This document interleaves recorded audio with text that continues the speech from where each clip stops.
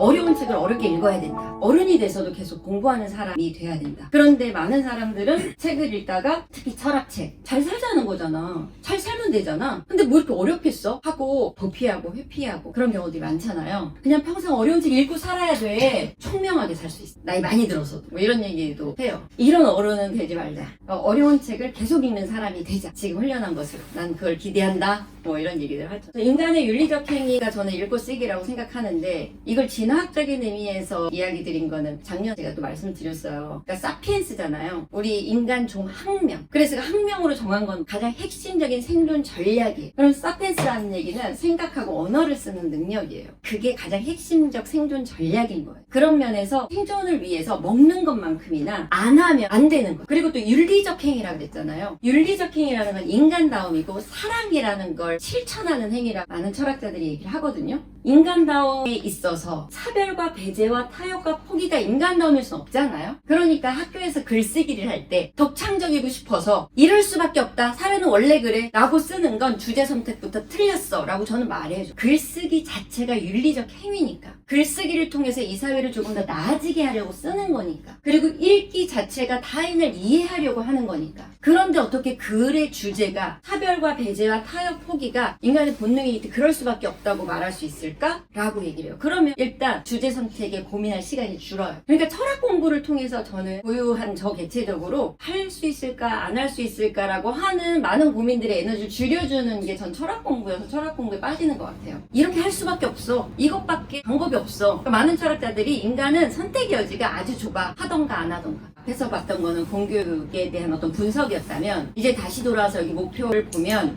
어떻게 이 사회의 다른 타인에게 기여하고자 하는지 어떤 큰 틀에서 이 불평등을 해소해 주려고 하는지 목표가 무엇인지 이런 것들 다시 돌이켜보면 철학에서 어쨌든 중요하게 생각하는 윤리적 효과적인 방법이에요. 사마천 사기에 있는 내용인데 한 유방이 국가를 건설할 때 진나라처럼 실패하지 않기 위해서 육아를 선택해요. 왜냐하면 그 많은 제자백과 시대의 학설들 중에 육아만 유일하게 교육이라고 하는 대다수 사람들에게 어떻게 이 정책을 알리고 끌어갈 것인가에 대한 방법적 측면이 있어서 그랬어요. 이번 수능으로 칸트가 구상을 했는데 이 칸트가 주장했던 것도 근대사회에 자기의 이성을 스스로 교육하는 그런 힘을 얘기한 거거든요.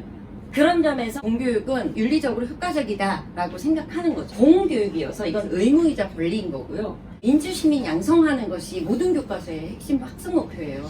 이 민주시민이란 건 뭐냐면 공동체 문제를 같이 해결하는 거예요. 당면에 있는 기후위기, 주변의 불평등 문제 이런 모든 것들이 정치적 문제를 해결할 수 있다는 거죠.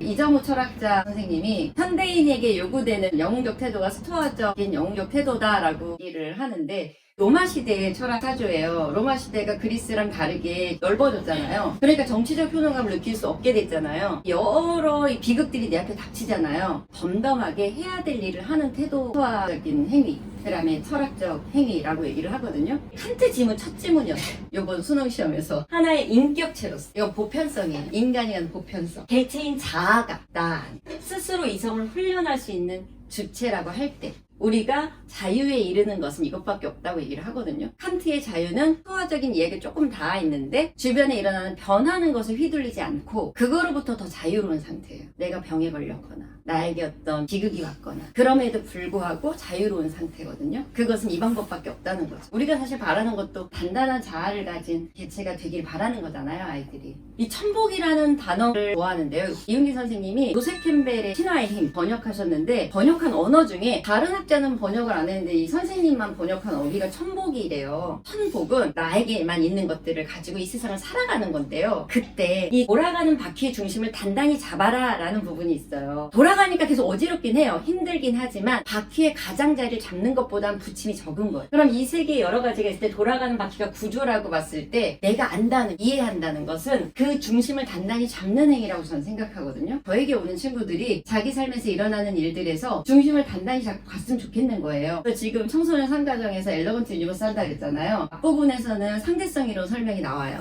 뒷부분에서 양대역학이 나올 거란 말이에요. 그게 나랑 무슨 상관이야? 상관이 있어요. 지금 현재 우주 산업이 아주 많이 진행됐죠. 그리고 GPS 서비스 있죠. 전 세계에서 가장 큰 투자 대상이에요. 투자 대상이라고 하는 건 투자를 하라는 얘기 아니라 어떤 흐름이 글로 가고 있다는 거예요. GPS 서비스가 전기만큼 일상적이고 없었을 때 큰 불편을 느낄 수 있는 서비스라는 거예요. 근데 그 GPS 서비스가 상대성 이론으로 가능한 거예요. 간단히 말씀드리면 특수 상대성 이론과 일반 상대성 이론 있잖아요. 특수 상대성 이론은 속도가 빨라지면 시간과 공간은 지금 우리가 감각하는 것과 달라진다는 거예요.